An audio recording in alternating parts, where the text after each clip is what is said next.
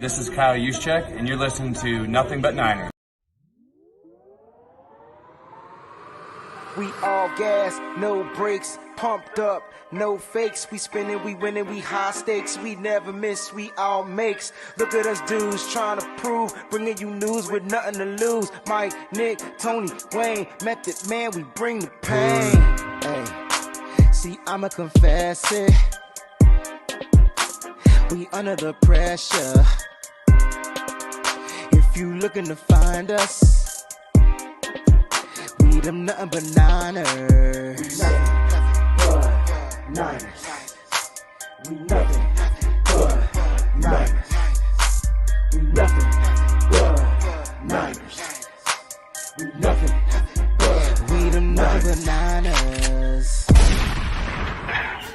Yeah, click, boom. What's going on, faithfuls? The Nothing But Niners crew is back, and we're here to bring you guys a fun-filled episode. This is a pregame show to the 49ers and the Seahawks. The teams are about to take off against each other in about, half an hour or so from now. And that's what we're here to talk about, guys. We got some updates here on the injury front and all. So the guys are going to be jumping in here slowly but surely. Let's get this thing started. Oh, wait, before we even do that, let me run through the formalities. If this is your first time here on the YouTube page, we thank you guys. We appreciate you. Hit that like, hit that subscribe, turn on those notifications as well so people know exactly when we're going live, all right? That's the only way you're going to know for impromptu shows. Give us a follow on some of our social media platforms for Nothing But Niners. It is nothing but the number 9 ERS. That's nothing but 9 ERS on Facebook, on Twitter and Snapchat. Facebook, Instagram, and Twitch, they are nothing but Niners. It's spelled all the way out. No numbers in there, spaces, underscores, all that good stuff. I'm your guy, 49ers Mike _NFL. To my right is my guy, Tony. He is NJ Niner fan 499. Can you speak now? You okay? Is your heart attack over? He can't speak. He can't speak. I'm just waiting my turn. All right, cool. So listen, man, the 49ers have done some updates here. We got the inactive list. We always start there. The 49ers inactives versus the Seahawks are as follows. Running back, Elijah Mitchell. Cornerback, K'Wan Williams. Cornerback, Josh Norman. Offensive lineman, Aaron Banks. And defensive lineman, Zach Kerr. Those are the inactives for this week. Tony, any surprises there? Kerr, maybe because Hurst is up now, so Kerr takes a seat. Mitchell, it was always in question with the shoulder injury, and K'Wan Williams, we knew I think his issue was a calf. Josh Norman, I guess the lungs didn't recover in time. So pretty much what we expected, and of course you have Banks still on the inactive list. Yeah, Wayne, I don't know about you, man, but I was kind of hoping to see Elijah Mitchell out there this week. What are your thoughts on the inactive list, man? Yeah, man, I didn't think it looked good for him all week because he was in the blue non-contact jersey, so I didn't think he was going to be going anyway. We didn't see him practice, and I didn't think they were going to put him out here to get dinged up even more. They brought up some running backs. I got to fix my light. I don't know if Kerryon Johnson has been brought up. Has he been activated? So they're gonna look to run with who are the running backs for today? Sermon? Oh, I got you right here. I actually got you right here. So it's gonna be boom. Tailbacks available for the 49ers are Trey Sermon, Trenton Cannon, and Jaquez Patrick. Okay. Jaquez Patrick. I'm sorry, I always say it wrong. I think it's Jaquez. I think you were right. And then they did this phonetic typing thing, and it says it's actually Jaquez. So my bad. My bad. Yeah, exactly. That's what I said too. The corners that are available are Mosley, Kirkpatrick, Screen, Buster Screen, and Lenore and Ambry Thomas is active. Any surprises on that list from tailbacks or cornerbacks? I like seeing Thomas active. I like that. Hopefully he can get some run today. Definitely will contribute on special teams. But taking it to the running backs, we have our three guys: Sermon, Patrick, and Cannon.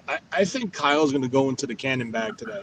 I think he's going to put this kid into the game plan to get the speed to hit the outside zone, because we all know he has it. So I think if Kyle could get him rolling, I think he's pretty much been with the team for almost 3 weeks now. So hopefully he can get some type of rhythm with the running and the blocking combined, and maybe he can contribute and loosen up the defenses to force them to have to respect the outside zone. Right. Yeah, I wish I could tell you What exactly he's going to do, what Kyle's going to do today, I have no idea. Here's the one thing I still feel throughout all of this is that this game is going to be largely on the arm of Garoppolo. And if we get the Jimmy that we expect, the rhythmic Jimmy, we got a shot at winning this game. If we get the flustered Jimmy, then we might be in trouble. I was on with Eric Crocker last night. He decided to do a pop-up show on his YouTube page, and I was just going to watch. And I was taught, you got to be careful what you put out into the universe, Breezy. Like, I just said, oh, you should have invited me. My man just popped the link right into the live chat and was like, all right, let's go. I'm going to get my guy Mikey. And I was like, damn. And my wife was sitting here with the remote in her hand, ready to hit play on the show. You know what that's like. So she was like, all right, fine. I'm going to go take a shower, okay? I'll be back when you're done with your little friends. I'm sorry, baby. She said, I don't sound like that. But yeah, so, I got in a little bit of trouble. I was in the doghouse, but not the Kyle Shanahan doghouse. So that's good. So it was all good. But Eric was saying that, the report, I believe it was something in the book, that book that's going around now, where the Patriots were talking about how it was tough to get Jimmy up on game days, like get him riled up and hyped up for game day. And Eric asked me if I thought that was true about Jimmy. And I said, yeah, I could actually see that. He makes a big play and he gets fired up and all that stuff. But other than that, he's really calm. He's like very calm. Jimmy's calm. He's always, he's got the same demeanor no matter what's going on. It seems like it's weird. So how do you guys think today goes? We've had a lot of stuff. Oh wait, there's one more roster move. I think you guys. I just wanted to touch on you talked about the Ambry Thomas thing, and I just wanted to touch on it. So really quickly, Ambry Thomas starting makes sense. Tony alluded to it very quickly, but he didn't. Wait. They didn't say he's starting. They just said he's in. Well, God dang it, Light. When I mean starting, I mean he's going to be the kickoff returner. So that's what I mean. So with that being said, and I don't know why my light is on a timer all of a sudden, so I got to get this fixed. But with that being said, I think you're going to see some Trent Cannon at running back. Okay, and so I expect to see not just the inside. I expect to see the outside zone runs because Trent Cannon provides that speed that we need to get to the outside zone. So this might be a good switcheroo look because the Seahawks don't know anything about Trent Cannon. You know what I'm saying? And so I can see this being a really good run game situation to take some of the pressure and the stress off of Jimmy Garoppolo. So you think Thomas is in to be the returner so Cannon don't have to do that? Yeah. Yo, I didn't even put that together. Apologize Tony, is that what you think? Hey, don't worry about that light, bro. Okay. It's a possibility. That could be it. It really, I mean, Breezy's right about that. It could be a scenario. But Mike, I just got a quick question. You said something about you think it's going to be on Jimmy's back? On Jimmy's arm, yeah. This game? I do. Yeah. On Jimmy's arm? I meant to say sorry. All right, well, I have a question. I'm going to do a quick over and under. Not in a way that he's incapable of doing either. Over under 30 pass attempts for Jimmy Garoppolo. I'm gonna take the over today. I'm gonna take the over today. Yeah. I just when you look at these backs that are available for the Niners, I'm gonna pop it up here one more time. Trey Sermon, Trenton Cannon, and Jaquez Patrick, and I'm assuming that Kyle Juszczyk is just not included in here just because. But I'm not I feel like this is going to be a rushing attack like what we saw last week, man. And it wasn't a good one, and that's my point. It wasn't a good one last week. So I'm not sure this is a game where we're going to try to run the ball 25 plus times. I just don't see that happening. I agree, but I disagree because I think it was the fact that it was Sermon's first time back.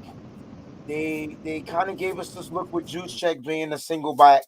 And now that Sermon is definitely looking to get through a game healthy, I think it's going to be a little different. Plus, I think they're going to add the speed with Cannon. I mean, why else post his stuff this week about him being one of the fastest guys and this is that and the third and all that good stuff? Don't mind me. I'm just getting my light situated, but y'all can hear me. And so I think it may be different, Mike. It might not be. You may be 100% correct, but I think what Kyle Shanahan is trying to do is some things, man, with the team that we haven't seen before, and we need speed. His offense needs speed. Like that's what it needs. It's an outside zone scheme. Those guys are ready to get out there, get to them edges, seal the edges. Plus, a lot of people keep saying, "Oh, Kittle's going to go off," and I'm like, well, if we're trying to run the ball and we're struggling in the run game, I don't expect to see Kittle much in the passing game because we're going to need him in there on that run blocking, pass protecting, and all that good stuff. Bingo. So, I agree. see, I think Kittle's a decoy. I think Kittle is straight decoy today. I really I do. don't want him to be Tony, but I agree. I don't want Because that video that they showed, I don't want him to be either, but that video that they showed him run on the sidelines, he looks no shape or form ready to sprint. But sometimes, Tony, they be showing those videos. Remember Kinlaw, like limping in practice, and then in the games he looks different. Like, I'm hoping that's what that is. You know what I'm saying? I'm hoping, but you're probably right. Like, but why risk to put him out there if you're going to use him as a decoy to possibly get even more injured? Because I think it's more safer to keep him in line and blocking and flex Dwelly off him if they want to go too tight end set. Because, I mean, listen, if your calf is bothering you, you're going to feel it while you're blocking and you're going to feel it while you're running. I just think it's more of a chance for him to agitate it and perhaps make it worse if he's in an all-out sprint and then has to stop on the dime and cut. Like, so I just think Kyle wants him to, his goal is to get him dressed and at least get him to the point where he can contribute as a blocker. And Okay. That's what I mean. I'm not saying he's not going to go out for a pass, but I just think Kyle's main focal point was keep him in as a blocker. So maybe they could hook the ends in the second level to get that outside zone going. Because I don't think Dwelly will give them that. I mean, Dwelly tries to block. He does give great effort, but let's face it, Kittle's the better blocker. Kittle the best damn blocker in the NFL, bro. I get it. Yeah, I'm not sure why people would assume that that he's gonna, come in here and just be that guy. Because he's our best offensive threat, Mike. That's why he's a matchup nightmare, in the eyes. And if you can get Kittle, even though he has 0 touchdowns, he's still that guy. You know what I'm saying? He's a guy that teams still have to go out and prepare for. And when you have that guy, you're hoping that guy can step up each and every week. But I agree with you. Like, I don't know. We don't know how it's gonna. I'm hoping though. So Tony, you asked that over/under question. I'm assuming for a reason. Where were you going with that, man? I think if it's over 30, that means Kyle cannot be balanced. Ooh. It won't be a balanced attack. Ooh. We can't raise it to like 34, like right under 35.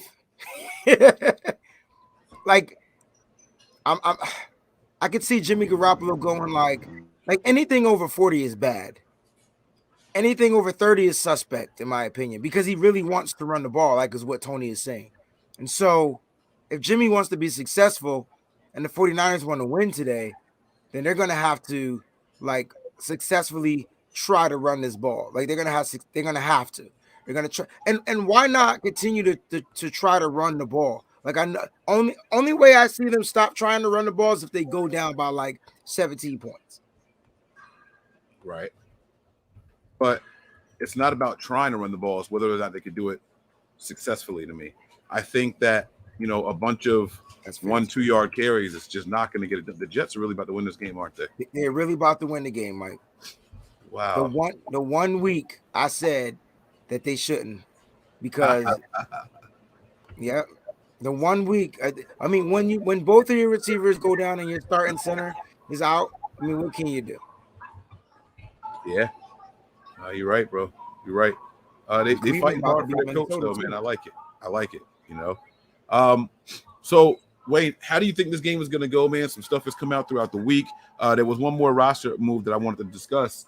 I don't know where Tony, I don't know if he's still here or not. Oh, there he goes. There's one more roster move you guys should know about. The 49ers activated defensive tackle Maurice Hurst from IR. It looks like he'll play against Russell Wilson and the Seahawks. San Francisco needs interior push from someone other than Eric Armstead. Do you guys think Hurst gets in there? Now, this was posted yesterday. Do you guys think Hurst gets in here, and do you think he makes a difference in the game? I mean, yeah, Hurst was one of the leading defensive tackles during spring training, man. He was a guy that the team was high on. I believe because of his injuries, the reason why you saw guys like Kevin Givens and Zach Kerr kind of like move up on the depth chart. But with Hurst being back, I mean, look, this guy is the problem, man. And the only thing that keeps him from not being a problem is just his injuries. You know what I'm saying? I mean, that's the main reason why his draft stock went low. He had the heart murmur, the heart situation, and he ended up getting drafted lower than what he was. I tell you what he does have. He has a motor. And so, Kocurek likes those guys with motors like Kerry Hyder and those type of guys. Having him on the inside is going to be cool because now you're going to get more depth for your rotation. So will he start? No. But will he come in and relieve some of the stress off of the interior guys like Kinlaw, like DJ Jones, like those particular guys? Absolutely. So now you get a big rotational piece, him and Zach Kerr. You should see a big difference in the run stuff game and maybe even in the pass rush from the middle.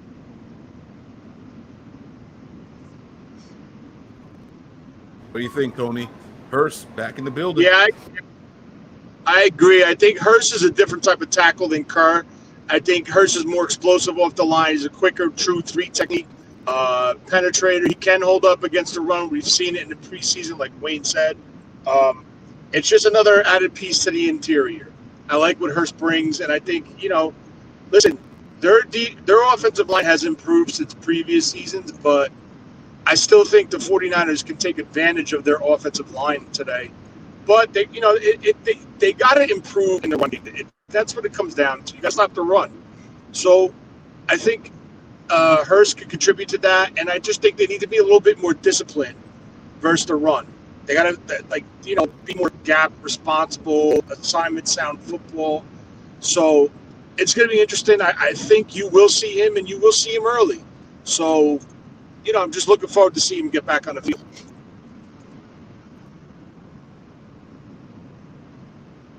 You're muted, Mike. Good call. I don't want to beat around the bush, man. Let's do this, man. We've talked about it. We've gone back and forth. We've convinced ourselves the Niners are going to win. The Niners can win. The Niners can't win. The Niners will lose. Here we are. We got about 20 minutes to kick off. What do you got? What say you now? How are you feeling? How do you think this game is going to go for real? Did Mitch Trubisky just get a touchdown? I don't know, but I started Josh Allen over Patrick Mahomes again this week, and I don't know if that was a good thing. Oh, wait, they got 39 points on them. Damn. Yeah, but I think one just came from Trubisky. And yes, I believe Zach Kerr is going to be out. I'm just talking about. Wait, Trubisky's with Buffalo? Yeah. He got a touchdown, didn't he? Yeah, someone just ran in a touchdown over there, yeah. It was Trubisky.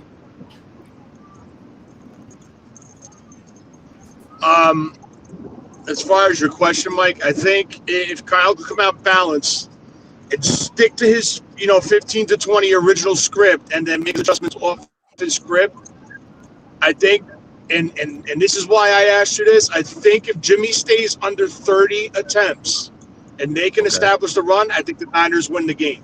If Jimmy's forced to go over 30, near 40, I don't think that's a good look for the 49ers. Okay. All right. Yeah, I agree with Tony, but also I want to add the 49ers got to come off like hot, fast, quick. Like this can't be one of those slow processing games because it's going to put too much pressure on the defense. This is not a regular quarterback that they get to fend with a defense because, quarterback sits in the pocket and they can kind of salivate at the mouths and rush the passer. No, these guys got to play disciplined football. And when I talk about guys, I'm talking about the edge rushers, Nick Bosa. I'm talking about whoever else is going to be on the outside, whether it's D Ford, Eric Armstead, but whoever's going to be playing on the outside, they're going to have to contain and play their containments properly, because you don't want to allow Russell Wilson to get around that thing, get around the slide and get big rushing lanes. He's not rushing a lot this year, so that's a plus for us. But he's also, he hasn't played the 49ers. It's a little different. I try to explain to him, man, when you play in those divisional games, it just hits different, man. It just hits a little different. Guys tend to do a little bit more. They tend to go a little bit more out, all those different types of things. So we just got to make sure that we start fast. I'd rather us start fast, score fast, put the pressure on them to come back out and match the tempo, if that makes any sense. You know what I'm saying? So I think Kyle Shanahan has to go in his bag early and get this team on the board by any means necessary. Okay. And look for the Niners to make an adjustment on their defense. I think the Niners, in order to get these teams to – I was listening to Kyle on my way to work this morning, and Kyle said something, and it caught my attention. And just look for the Niners to move around Nick Bosa a little bit today to avoid those cracks on him from the slot receiver or the flex tight end. I think the Niners want to try to get Nick Bosa going, and I think you're going to see him move around the formation a little bit more than regular. So that's just something to look at. That's another great assessment. If that happens, Nick, I think Brian Baldinger deserves a spot in the 49ers coaching assessment staff, something, because he's the one that pointed it out. Yeah. Well, I mean, but it's been obvious. I mean, we've seen how they've been holding and chipping, and I mean, Nick Bosa is a game wrecker, and despite what people may want to say or give him credit for or whatever, the kid he does his damn thing out there. Oh, absolutely, every week. The player that I'm actually very excited to see, and it's the opposite side. I've said it. It's D Ford for me. I got to see what he does against the Seahawks team, because I just want to see how they use the spot. I watched the Seahawks and Vikings game, and you know what I noticed was most successful for them? Their defensive line came in unison. It wasn't like the edges came and then the ends came and the tackle stayed. That because if you did that, then Russell has an escape lane. The whole line came in and they just crowd Russell from all sides. There was no escape lanes. It was pretty impressive. And I wonder if the Niners are built like that, and that's what a guy like Hurst can help with in particular. If they just crash all together like that, I'm telling you, it was really, really freaking impressive. At least to me, it was. Yeah, I look to see two guys have pretty decent games, and I know you're probably going to be like, huh? But no, like Samson Ebukam, all right? This guy sees Russell Wilson twice a year, just like we used to. And also, and I believe he's getting a start today, Drake Kirkpatrick, former Arizona Cardinal. Yeah. Another guy that got to see Russell Wilson twice a year. When it's stint in the Cardinals. And so now you got some familiarity out there who knows Russell Wilson's tendencies, and this could be a reason why you see those two particular pieces do some damage for the 49ers. And he could run. Yes, he can. So absolutely. He's definitely got the size that you want to see going up against, DK Metcalf. So that's going to be interesting. I'm wondering what we're going to do against Lockett and who's going to be. It's going to be a lot of fun, man. But guys, I have a special announcement that I want to make for everybody here. You guys get to be a part of it, bro. We're going to be doing our first ever watch-along party on Patreon. All right, that's going to be happening today. All right, I'm going to post the link if you guys are looking for us. It is going to be. It's going to be patreon.com/NB9ers. That is the site. That is the link to do it. Hold on. Wait. I think I just messed up the stream. I got to make it private. I have to make it private. Hold on. Sorry, guys. I almost had it finished. I'm in the middle of doing it right now. So I'm going to post the link here. You guys can head on over to Patreon and subscribe, become supporters of the Niners Patreon page, and the game will be shown on this link. You guys get to watch it with us everybody on the East Coast saying I don't get to see the games and things like that. You're trying to come up with solutions for everybody, trying to find ways to help. Now, you can watch it on, if you guys have the DirecTV or whatever, and you guys are going to be a couple seconds ahead, but you guys are going to get what we got here, and we can all watch it and enjoy it together and react together. All right, so the link is in the chat there. It is patreon.com/NB9ERS. And I'm looking forward to it, man. I really, really am. I'm excited about it. And I still, I hate to say this, man, and I hope I'm wrong. I still think the Niners lose this game, bro. I still think we lose this game. I want us to win so bad. I really, really do. But I don't see quite how we can do it. I mean, we put out there how we can do it, right? And so execution, I think, is what we all want to see. And so a lot of times, we put a lot of blame on the head coach or whatever. I think my blame goes to him more because he fails to make adjustments. And so he does make adjustments. He just doesn't make them. He doesn't make all the adjustments. So I'm hoping this is one of those games where Kyle Shanahan says, you know what, I got to make these adjustments. Because some plays, my players just are poorly executing. And so I'm hoping Kyle Shanahan, as the coach, puts his players in the better situations. Not trying to show up a Pete Carroll or I got this crazy play and can't nobody stop. It's more like I want to make sure that I'm running plays that are successful enough for my players to complete, let them get their momentum swinging, and then throw in some things. You know what I'm saying? And so I do expect to see Trey Lance come out here. This is the game. He's playing a division rival. They're going to see him at some point. So you might see some Trent Sherfield, some deep throws down the field. Mike, their secondary, in my opinion, isn't that great. It's terrible. So I say attack them, stretch the field. If Jimmy's not throwing down the field, Tony and Mike, this might be a time where you don't see Trey in red zone situations, and you bring him in to stretch the field. Okay, yeah. And I'm at the point where I get it. It's not a quarterback competition. It's more like I'm just trying to size up the team, the defense. So this might be a game where you see some stuff like that. Yeah, and I think he comes out early. Ooh, yep. He thinks we see Trey early. I like it, bro. I like it. I think Kyle's going to throw this defense a curveball. Why? To get in the head of Adams. I think they want to get in that. Let Adams start thinking.